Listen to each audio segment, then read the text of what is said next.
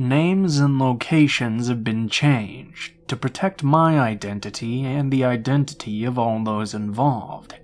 Back in the late 2000s, I had just finished up my useless degree and was struggling to find work. I was living in a Midwestern college town where basically everyone and their dog had some higher level of education. It wasn't uncommon to find people with PhDs working for $10 an hour as a cashier. But the town was cute and affordable, so people liked to stay post-graduation. I myself found a decent job at a coffee shop over the summer, but once the fall semester started, my hours were cut pretty heavily, and I was replaced with cheaper, younger baristas. A coworker of mine suggested to me that I try out nannying.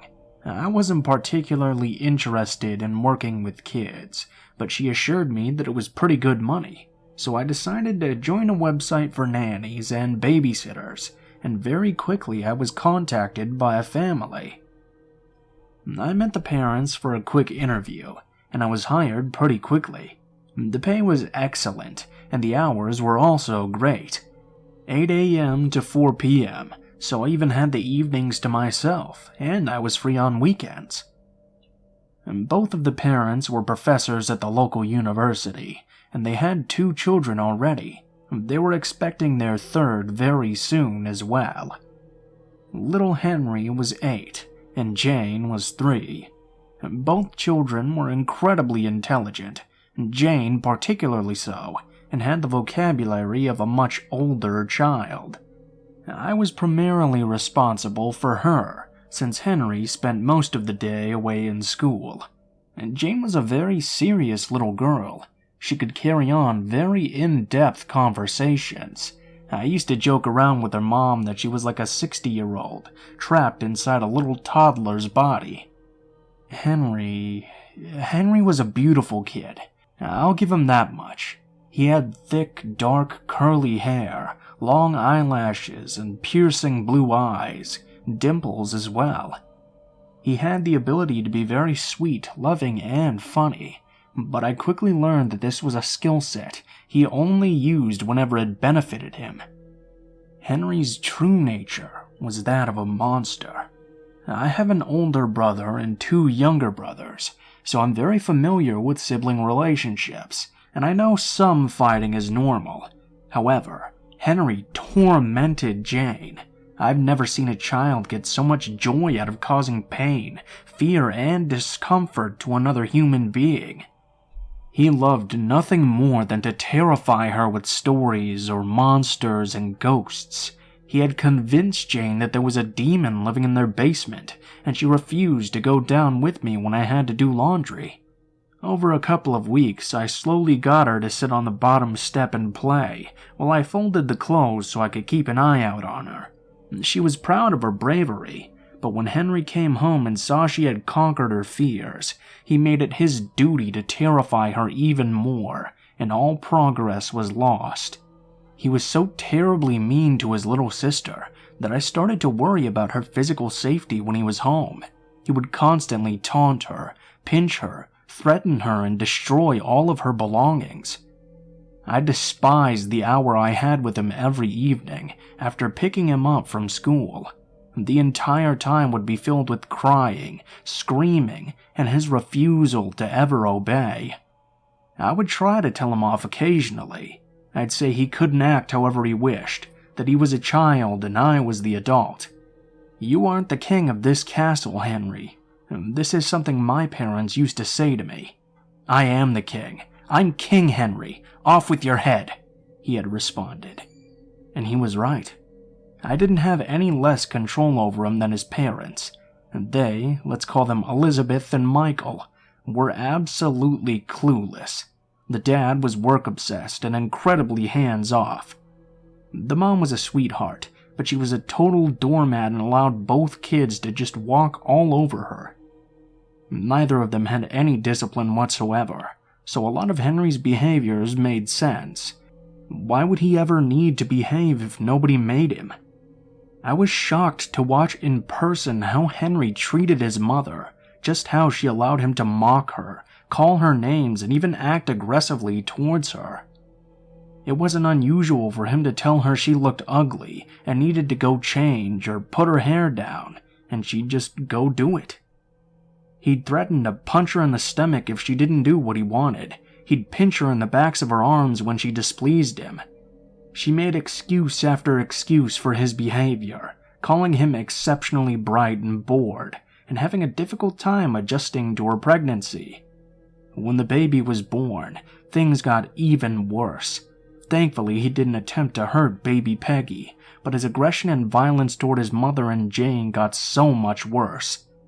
One afternoon, he found his mom's sewing needles and tried to trick Jane into sitting on one. When that didn't work, he just stuck one right into her tiny little arm. She screamed. I freaked out and removed it and called both parents ASAP. Elizabeth arrived home shortly after, concerned for Jane, and for the first time seemed at least frustrated by Henry's behavior. She attempted to scold him. He became so enraged, he started punching her in her newly postpartum stomach. She openly responded by crying and hugging him, asking him why he was so angry and wanted to hurt his sister. He responded with a cold, "I'm angry because you should have miscarried them both. They both should have died inside of you." My jaw just hit the floor. Elizabeth stopped crying and just stared at him and then over to me. I assumed that potentially this was when they were going to get the kids some help, but when I approached the subject the next day, I was brushed off and told they had a talk with Henry, and it was just an outburst due to an unrelated issue at school. Yet another excuse. Henry continued to torment the entire family, and he started to target me as well. For the past few months, he mostly ignored me. He'd occasionally call me ugly, or throw the laundry I'd just folded all over the room, but he had yet to ever get physical with me. This changed one day, where unfortunately he had the day off from school, so I had to spend the entire day with him at home, whilst also caring for Jane and Peggy. It was challenging, but by 10 a.m., he was bored of torturing Jane and went to go play alone in his room. The rest of the morning went decently with him occupied in his room, until lunch where he spilled his plate all over the table because I didn't cut his crust the right way. I cleaned it up. I had admitted my defeat weeks ago. After all, how could I enforce any rules or boundaries if the parents would never back me up? I put the girls down for a nap, and Henry asked me to read him a story. For the first time, he was calm and genuinely sweet with me. I read him the BFG, and he cuddles a bit closer. I thought for a bit, maybe this kid just really needs more one-on-one time. I was about 30 minutes into the book when I felt a small hand reach under my shirt and touch my stomach. I looked at him, and he stared at me. I gently picked his hand up and told him it wasn't appropriate to touch other people without asking. He seemed very angry, but he let me continue reading. I noticed that he had stopped paying attention to the story though, and was looking me all over. Before I could ask him what was wrong, his hand was under my shirt, making its way from my breast when I yanked it away and stood up. I firmly told him that was incredibly inappropriate, and that he's never to touch anyone underneath their clothes ever again. He just looked at me and said, "I can touch whoever I want, whenever I want. You can't stop me. No one can stop me." I was creeped out. I felt violated. I know he was a child, but imagine how that feels as an adult woman. I know children aren't the best with personal space boundaries, but Henry was almost 9. I knew that he knew what he did wasn't appropriate or okay. His intent was definitely sinister. I ended our story session and tried to just get through the rest of the day. I was glad he'd be back in school for the rest of the week. At this point, I decided to let his mother know because it would feel weird not to. She just thought it was funny. She kind of chuckled and said he was a very sensory-oriented kid, just trying to be affectionate. At that point, I honestly decided that I was never going to talk sense into either of these parents, and I needed to look for another job. I knew I was going to put in my 2 weeks pretty soon. It was very sad because I was close to Peggy and Jane, and I felt like I was abandoning them, but I had discussed Henry's behavior with my roommate, and she was concerned about legal ramifications for me if Henry ever did something to one of the girls on my watch. I came back to work on Monday, and when I arrived, Jane had a black eye. Henry had accidentally punched her in the eye during an argument. I was so sad for her. I asked her what had happened later, and she told me that she had just been playing in her room by herself when Henry suddenly came in, took her doll, and when she tried to grab it back from him, he punched her square in the eye and laughed at her. Henry was so evil at home, I wondered why his teachers never seemed to mention any behavioral issues in the classroom. One evening while picking her up, I mentioned Henry was very difficult at home and wondered if she had any issues with him at school. She said no, that he was very well behaved. In fact, he had no issues and had quite a lot of friends. I was very surprised. I assumed Henry was as disturbed at school, and his poor behavior transferred into class, but apparently the teacher denied this. I frankly didn't believe her at all, so one afternoon the girls and I left early and arrived at his school so I could see how he interacted in the class. She was right. He sat at his desk perfectly quiet, raised his hand. He seemed genuinely friendly to his peers. For some reason, this stark difference in Henry's personality from home to school terrified me even more. Initially, I thought he was just a disturbed kid, but at that moment, I realized how truly in control he was. Henry wasn't just an angry child with severe behavioral issues. Henry was just a mean child who knew when and where he could get away with his favorite pastime, causing other people misery. Thankfully, I managed to find an entry-level position in a field related to my degree in the spring. I had my 2 weeks, and Elizabeth was upset but understood. Henry, however, was livid. He made sure to tell me daily how much he hated me, how he was glad that I was leaving, and he hoped that I would die. I was feeling less than patient with his antics, so sometimes I replied a little more sarcastically than I should have to a 9-year-old child. On my last day, a Friday, my treat to Elizabeth and Michael was to let them have a date night. I picked Henry up from school at 2:55, and we headed home. He refused to talk to me, wouldn't even look at me. He wouldn't even acknowledge I was there.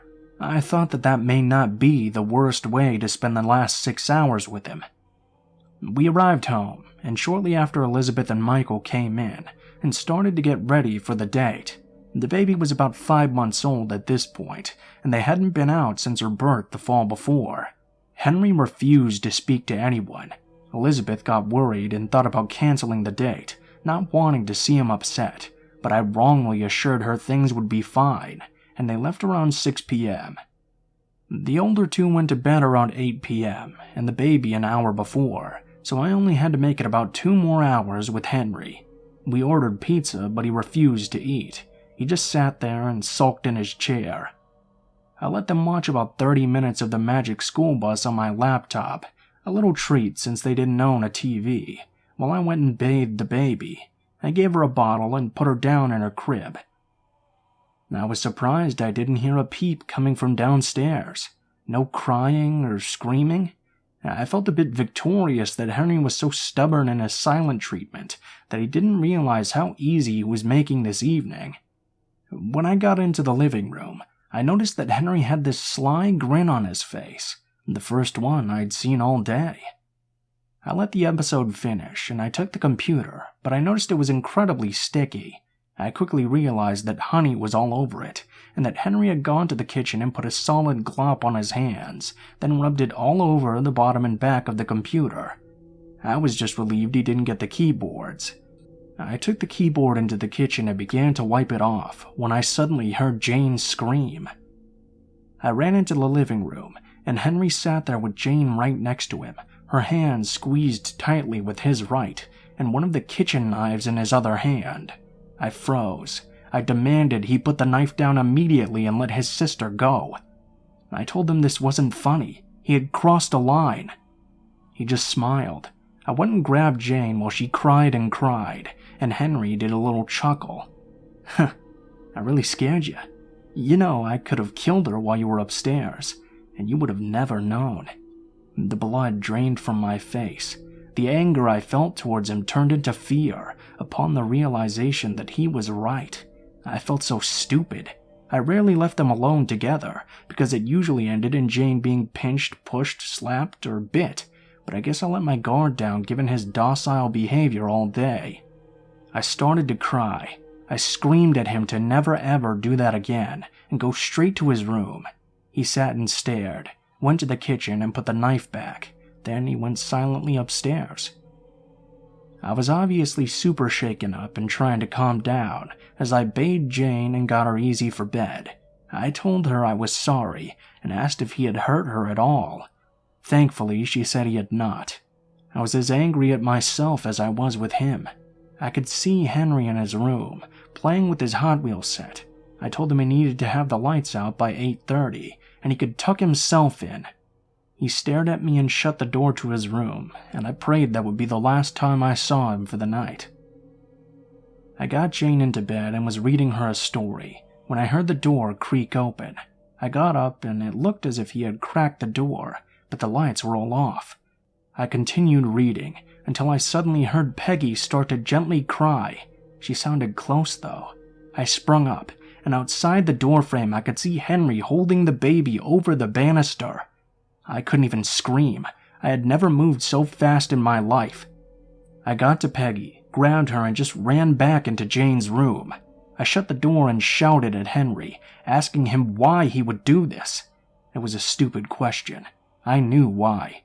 To torment me, to make me realize how easily he could access his younger sisters and potentially hurt them. Henry could have dropped Peggy. He could have even hurt Jane with that knife, but he didn't. And I don't think it was ever his intention. He just wanted to let me know I wasn't doing my job nearly as well as I thought, and that in the end, he was always the one in control. It took a while to calm myself and the girls and get them to sleep. It was close to 9 by the time I left their bedrooms, as I saw Henry was still up in his room reading on his bed. I just kind of looked at him. I was so relieved this was my last day dealing with this kid and his bullshit. But I felt sad and scared for his sisters. I told him it was time for bed, and that I was going to tell his parents about what had happened. He didn't respond. As I was turning out the lights, I then heard him call my name. Hey, you can tell them, but it's a waste of your time. You're just lucky. Really lucky. I can do what I want. I can hurt who I want. I can touch who I want. You're all really lucky. I shut his door and silently left. Elizabeth and Michael came home a little later than expected and paid me. I didn't mention what had happened that night, because it did feel pointless, but the next day I ended up sending a text. I got a long response from Elizabeth full of excuses about Henry. She even insinuated I lied. I was over it. I was over with them. I did end up contacting CPS, but I'm sure nothing ever came of it. I don't believe Henry was being abused either. I've told this story to others, and people always ask me that, but no. I think Henry was just born a sociopath, and his parents were enablers who never made him accountable for his actions. The two together created a monster. I didn't hear from them for over a decade. I moved across the country, married, and now I have kids. My son is almost age 6, and he has 2 little sisters that are 3. They fight, but he loves them a lot and is very protective. This is what a healthy relationship between siblings looks like. Anyways, a few weeks ago I got a friend request on Facebook from Elizabeth. She looks the same, a few more lines, but still very elegant and pretty. Her profile picture consists of herself and her now 4 children.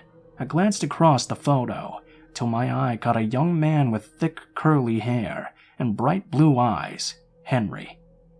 Henry ended up just as stunning looking as expected. He's about to be a sophomore at a well-known elite American university. He played for their soccer team and is majoring in business. He has a girlfriend and seems popular in his fraternity. This is about all I can gather through his public Facebook posts.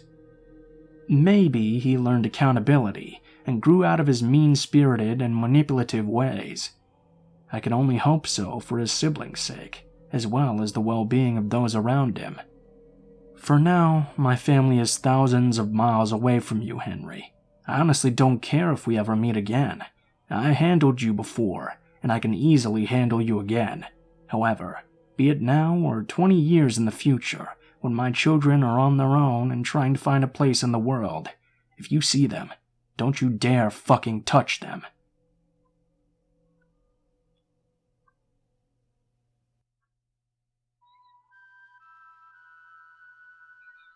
First of all, I want to apologize for any grammar/language mistakes. English isn't my first language, but I think my skill is enough for you to understand.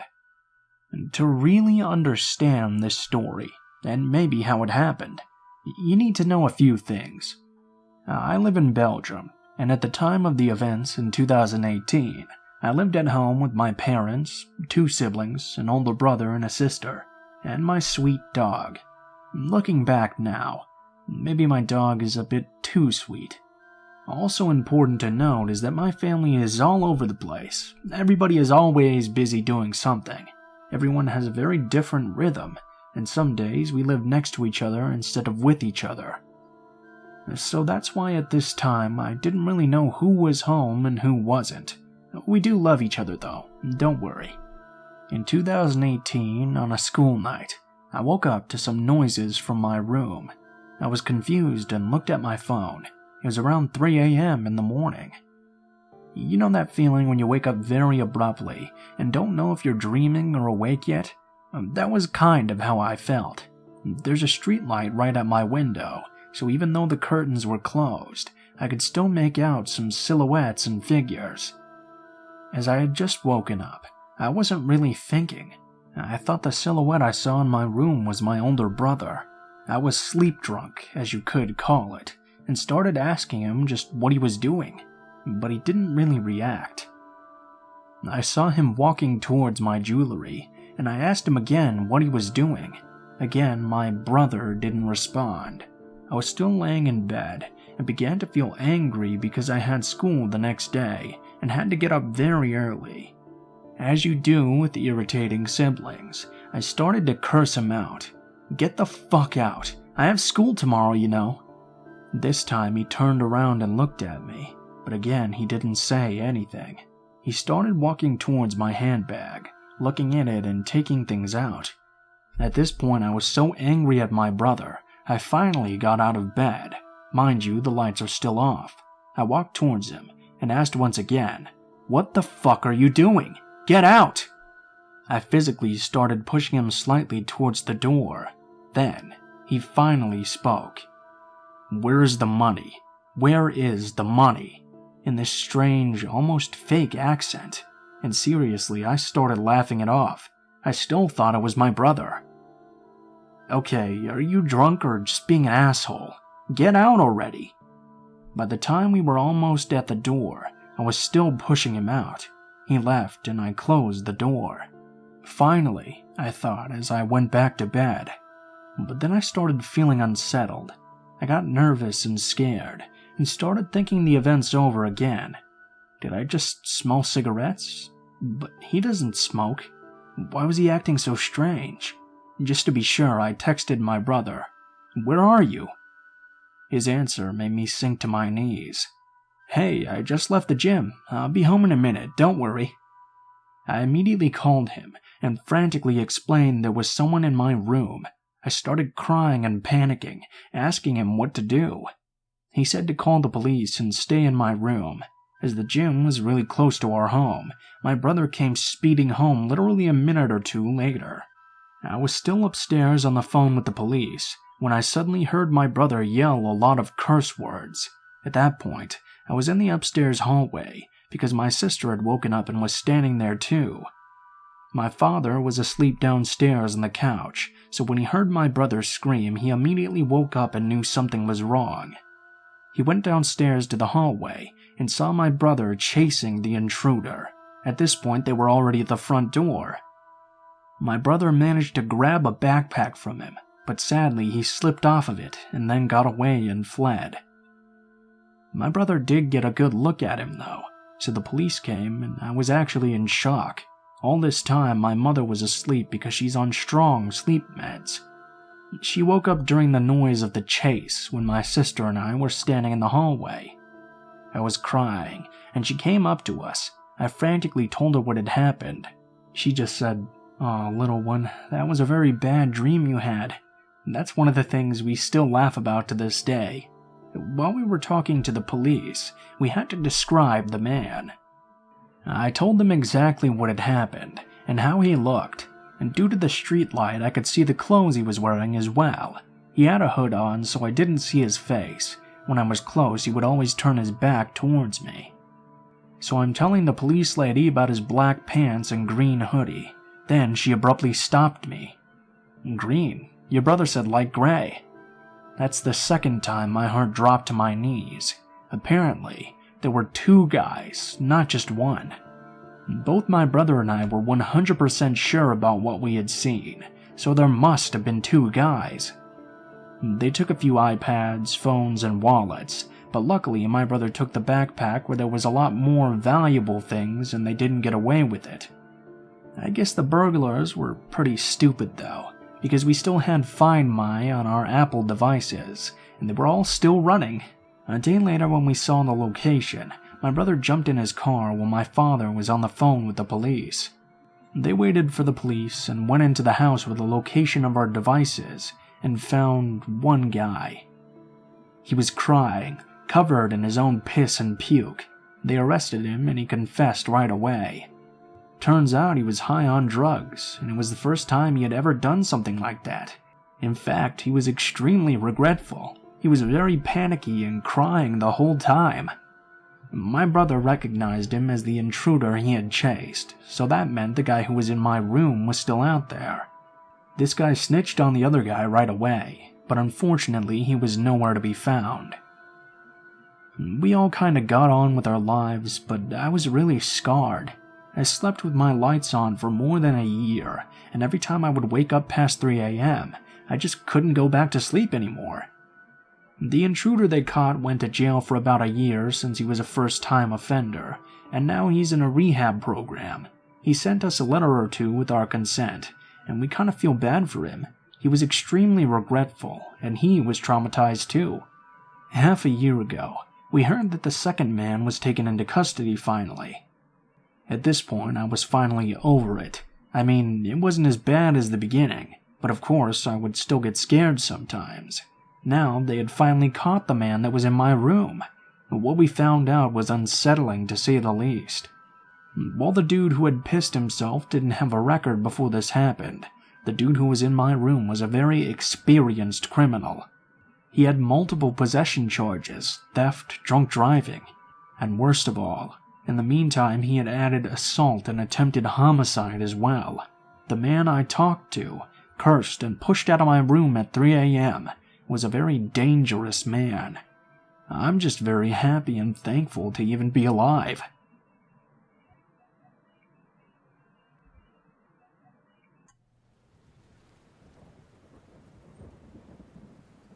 This happened 2 years ago, August 11th, 2018 to be exact.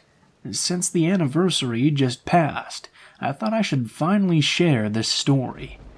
My fiancé and I were on the second night of our 2-night camping trip at a popular campground, about a half an hour from where we lived. For some reference, my fiancé is black. We live in a predominantly white, conservative, and very racist area. This is important for later. On our first night out there, we kept hearing noises in the woods around us. The campsite right beside ours to the right was occupied, but the one to the left of us was not. The campsites are about 150 yards apart, and we had camped here in the exact same plot just the year before. Needless to say, we were familiar with the area and the various kinds of animals that live in the woods. The first night, we hear shuffling around our tent. It was obviously something large moving around. We brushed it off, though, and assumed it was just a deer. Now back to the main event, though. On August 11th, we spent the day at the battlefields a town over with my family. They had all been invited to join us for the day by my fiancé as a surprise for me whilst he proposed to me. We stayed with my family well into the evening, around 6 p.m., before deciding to head back to our campsite. When we got back, though, things were really odd. Someone had obviously been in our tent. Blankets were thrown around, clothes were on the floor, and my backpack had been rearranged. I was also missing some underwear. But hey, we were stupid 19-year-olds and decided that since whoever had busted in had left and hadn't taken anything of import, it was fine and they probably wouldn't come back. We set up a campfire and sat out until it was dark, roasting hot dogs and s'mores, smoking cigarettes, and celebrating our engagement to one another. Around 9:30, we put out our fire and decided to go into our tent for the night to celebrate a little more. Nothing too loud or obnoxious. Immediately after we finished, though, we started to hear the noises outside of our tent again, but this time we focused in. We could hear clear footsteps, and at one point, even a man whispering. We looked at each other, and our eyes went wide. Someone was definitely walking around outside our tent. We were still and completely silent, just listening to the footsteps, and we heard the whispering once again. Shit, make that 2 men walking around our tent. As if we had the ability to read minds, my fiancé said, "I have to go to the bathroom," and I agreed. The bathroom was up the hill from our site. Most people who were on lower sites like ours drove their cars up to the bathroom. Now here is the part I still get chills thinking about. We got up and were getting dressed. My fiancé had just turned on the light in our tent and put his binder on when a man spoke directly to us from right outside the tent. "What are you doing?" I can't even describe how malicious and menacing this voice sounded. It was clearly directed at us, and he said it with a snicker. He was watching us through the walls of our tent. Again, for this part, we were stupid 19-year-olds, so we decided to just run for it to the car. My fiancé grabbed his pocket knife and his keys and stepped out of the tent. He pulled me with him, and we both ran like hell to the car.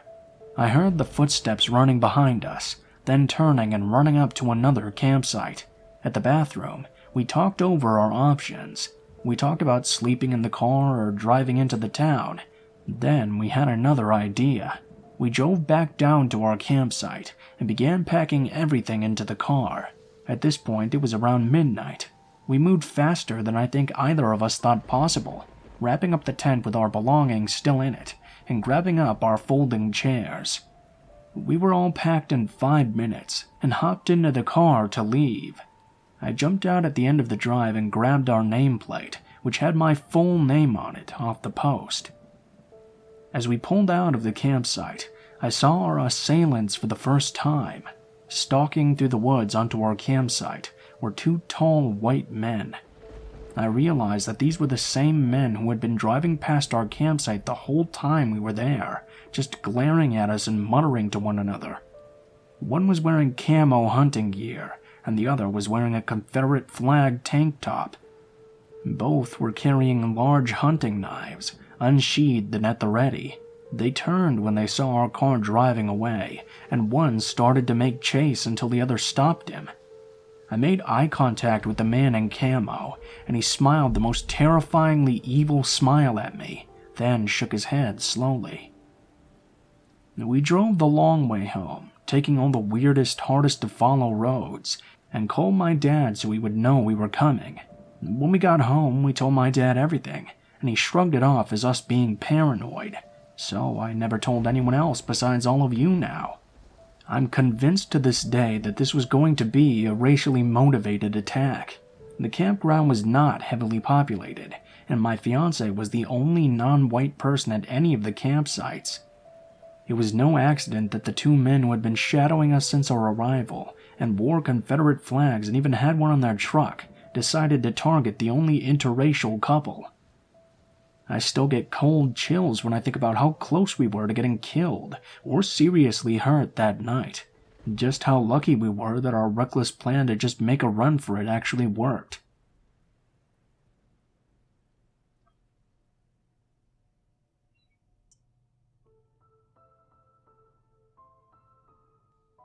What is up, guys? Blue Spooky here, as always. Thank you so much for watching this far, especially if you made it to the end of the video.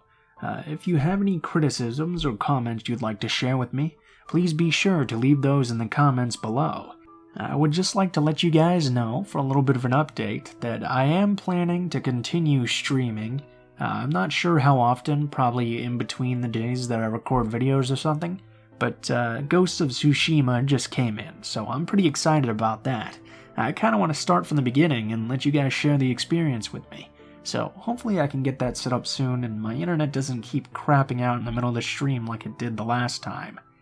In addition to that, I've been talking a little bit with my friend, and I was thinking about maybe opening up a second channel where I do readings that are not horror related so much. Just reading various web novels I'm interested in, or maybe doing some fan dubs of comics or something like that, or just reading other general Reddit threads that are a little more funny and not as serious as the stuff I normally read.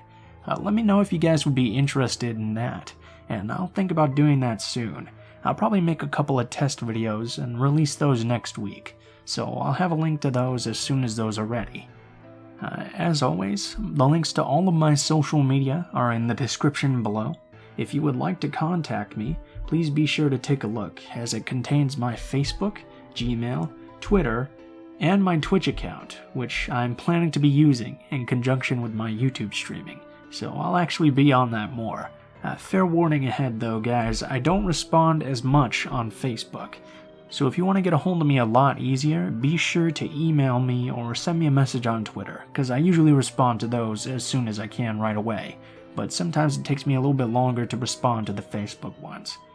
If you have a story that you'd like me to read, or you have a story that you'd like to send in yourself, please be sure to send me an email at bluespookyreadings@gmail.com. It's also listed in the description of the video. If you do decide to send in a story, please be sure to include how you would like to be credited in the description of the video the story appears in, the title of the story if it has one, and the theme if it has one as well. Please be sure when you're sending your stories that they're not too grammatically incorrect so that I can still read them. Also, please make sure they're at least a couple of paragraphs long and include as much detail as you remember and are comfortable sharing, because if they're too short, sometimes I get stories that are only like a paragraph long or so, and those are a little too short to be read in a video, because they only take me about 30 seconds to a minute to read, so yeah. I do appreciate everything you guys send in though, and I do read it all, so thank you very much. If you guys are curious about the music used in this video, it can all be found in the description below the video as well, and I have links to the artists, as well as listing all of the songs contained in the video in the order of which they appear. As well, please be sure to check out my friend Alan's social media, which is listed in the description as well, because he does all of my thumbnails and basically all of the art for all of my channels and various projects, and he's a very good friend of mine. He does excellent work too, so if you want to get any commissions or you just want to see some cool horror art, he's the guy to definitely check out, so please be sure to give him some love.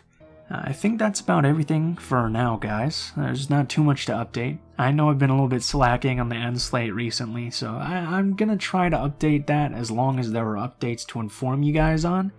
So sorry about using the same one for so long, but finally it's changed up. Yay! I think that's all for now, guys, though, so thank you so much for watching, and I hope you guys have a wonderful day.